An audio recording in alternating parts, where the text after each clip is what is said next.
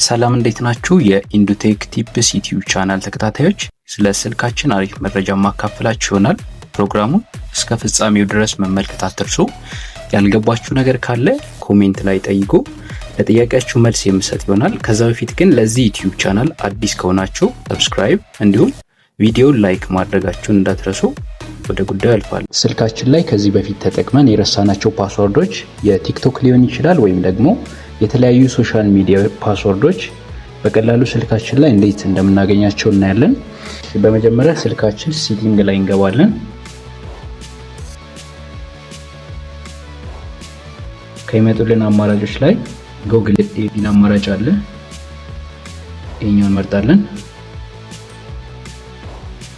ጉግል ሰርቪስ ላይ ስንገባ እነዚህ አማራጮች ይመጡልናል። በመቀጠል ፓስወርድ ማኔጀር የሚለውን እዚህ ጋር ፓስወርድ ማኔጀር የሚለውን እንመርጥለታለን።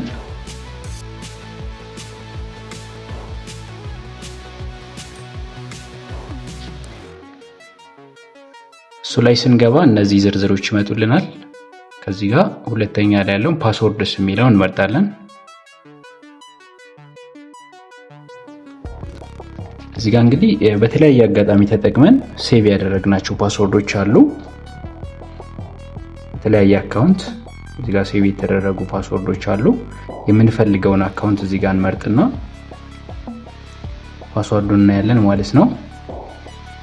ለምሳሌ የዚህኛውን አካውንት ፓስወርዱን ለማየት ከፈለኩ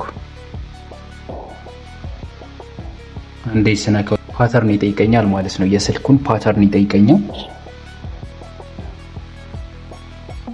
እሺ የስልኬን ፓተርን እዚህ ጋር አስገባለሁ።